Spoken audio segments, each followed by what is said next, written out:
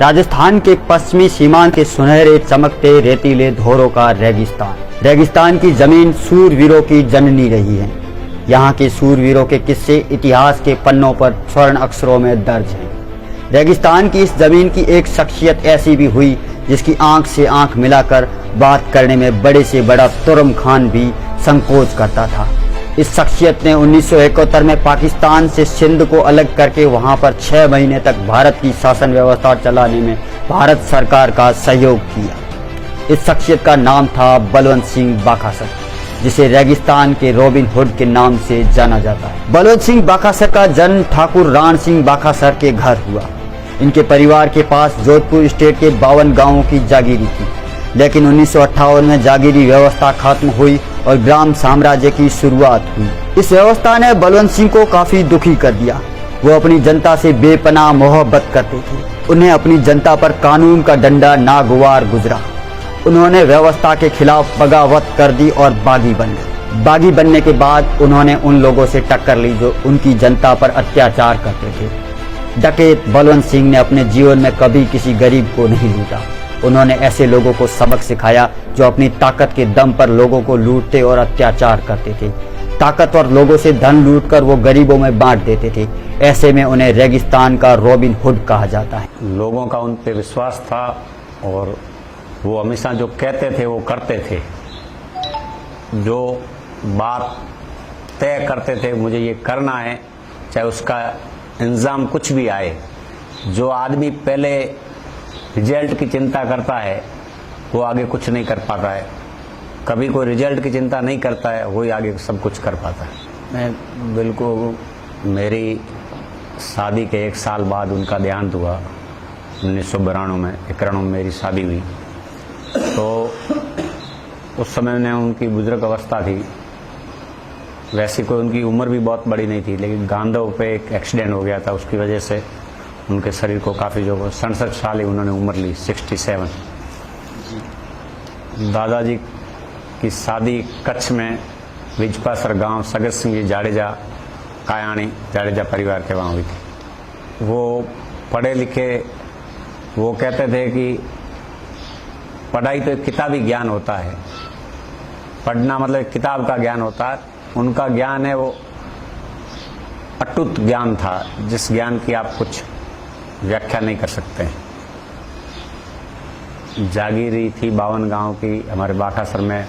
नाडोला चौहान परिवार बलवंत सिंह जी से 11 पीढ़ी पहले जगत सिंह जी बाखासर पे आए, भुआतड़ा से। हाँ, और भुआतड़ा पे जगत सिंह जी से 14 पीढ़ी पहले राधू सिंह जी वाव से भुआतड़ा आए, और भुआतड़ा से राधू सिंह जी के बाद में जगत सिंह जी मेरे से 11 पीढ़ी पहले बाखासर आए। और ये नाडोला चौहान परिवार की 52 गांव की जागीरी थी।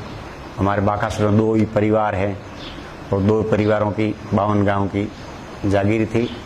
और बलवंत सिंह जी ने समय और परिस्थितियों में उनको ऐसा जस लिखा होगा कि उन्होंने बाखासर का नाम पूरे भारत में नहीं विश्व तक पहुंचाया। 1971 के युद्ध के बाद भारत सरकार की मंशा थी कि पाकिस्तान के सिंध प्रांत को पाकिस्तान से अलग कर उसे भारत में मिलाया जाए। ऐसे में महाराजा भवानी सिंह, जो कि भारतीय सेना के पैरा कमांडर थे, उन्होंने सरकार को सुझाव दिया कि बाखासर के बलवंत सिंह सिंध को पाकिस्तान से अलग करने का पूरा मादा रखते हैं। उन्हें संपूर्ण सिंध प्रांत के अच्छी भौगोलिक जानकारी है। जिसके बाद सरकार के निर्देश पर चौहटन के तत्कालीन पुलिस डिप्टी भंवर सिंह डांगावास ने बलवंत सिंह से बात की और उन्हें पाकिस्तान से सिंध को अलग करने के लिए मना लिया। बलवंत सिंह का साथ मिलते ही भारतीय सेना महाराजा भवानी सिंह की अगुवाई में सरूपे के तला गांव से पाकिस्तान के अंदर घुस गई और पाकिस्तानी सेना को चारों खाने चित्त करते हुए 180 किलोमीटर अंदर तक भारत के झंडे गाड़ दिए। पाकिस्तान के छाछरो गांव को भी भारतीय सेना ने अपने कब्जे में ले लिया। युद्ध खत्म होने के 6 माह बाद तक भारत का सिंध प्रांत में शासन रहा। बाद में हुई उच्च स्तरीय संधि के बाद में ये इलाका वापस पाकिस्तान को दे दिया। देश की हर विभाग के साथ, आर्मी हो चाहे BSF हो चाहे पुलिस हो, हमारे हमेशा अच्छे सद्भाव व्यवहार रहे हैं और हमेशा प्रशासन और जनता दोनों के मेल मिलाप से ही सारी शासन व्यवस्थाएं सही चलती है। और आर्मी के अंदर तो उनका विशेषकर आज भी कई ब्रिगेडियर जनरल हमें पूछते हैं, मिलते हैं, उनकी बातें पूछते हैं। उनका जब देहांत हुआ उससे पहले उनकी तबीयत खराब हुई तो हमें भी पता नहीं था। वो इसी कमरे के अंदर उस चारपाई पे थे और आर्मी के डॉक्टर ऑटोमेटिक 10 पैरों के आए, उनको संभालने के लिए आए।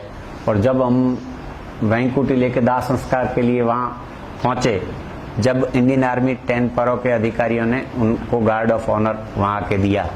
अब वो तो चीज़ें डिफरेंस जानती है क्या है, हमें उस चीज़ का इतना अनुभव नहीं है, हम तो उस समय बच्चे छोटे थे।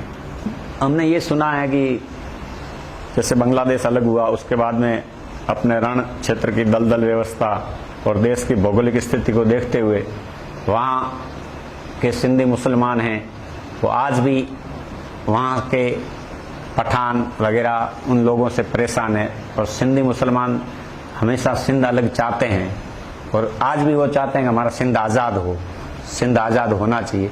उसके तहत कोई योजना बनी होगी, उसमें जयपुर महाराजा भवानी सिंह जी के साथ उन्होंने सहयोग करके, उनको वहाँ की भौगोलिक स्थिति का पूरा ध्यान था तो उन्होंने सहयोग करते हुए सिंध को अलग करवाने के लिए 1971 में अपनी भारत की पूरी सेना 4 दिन के अंदर छाछरौ फतेह कर चुकी थी और अपने डिफेंस वहाँ पहुँच चुकी थी। अपनी 6 महीना वहाँ शासन व्यवस्था रही। फिर देश की कई पॉलिसी होती है, उसके अंतर्गत कैसे वापस सिंध दिया गया वो तो सरकार को ध्यान में होता है।